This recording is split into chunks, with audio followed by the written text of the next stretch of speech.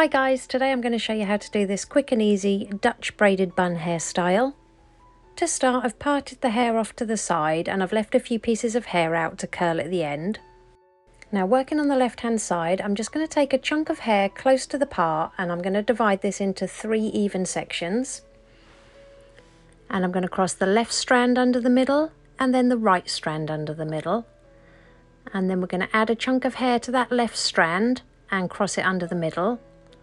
And then we're just going to cross that back strand without adding any hair. So add a chunk of hair to the left strand and then cross that under the middle and then just cross under the right hand strand without adding any hair.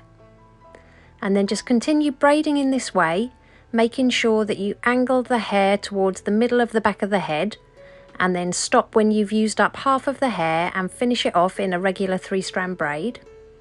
And then just tie it off with a clear elastic band. And then we're just going to repeat the same braid on the opposite side of the head.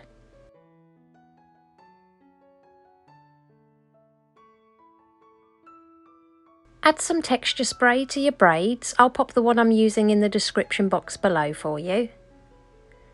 And then all we're going to do is use our fingers to pinch and pull at the very edge of each loop of the braid to make it nice and voluminous.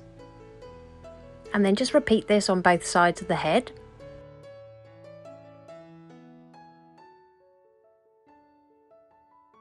Now taking that left hand braid, we're going to pull it over towards the right hand side and then we're just going to anchor it using a few bobby pins. Then take the right hand braid, bring it over to the left and again use a few bobby pins to secure this to the head.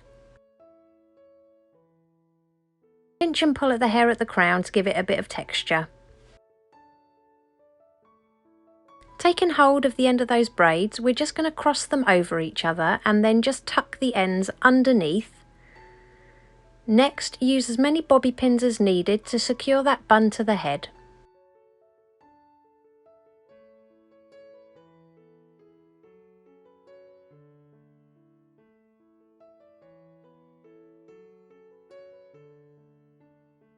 And it really is that simple. Here's the finished look. If you liked it, please give it a thumbs up and don't forget to subscribe for more tutorials.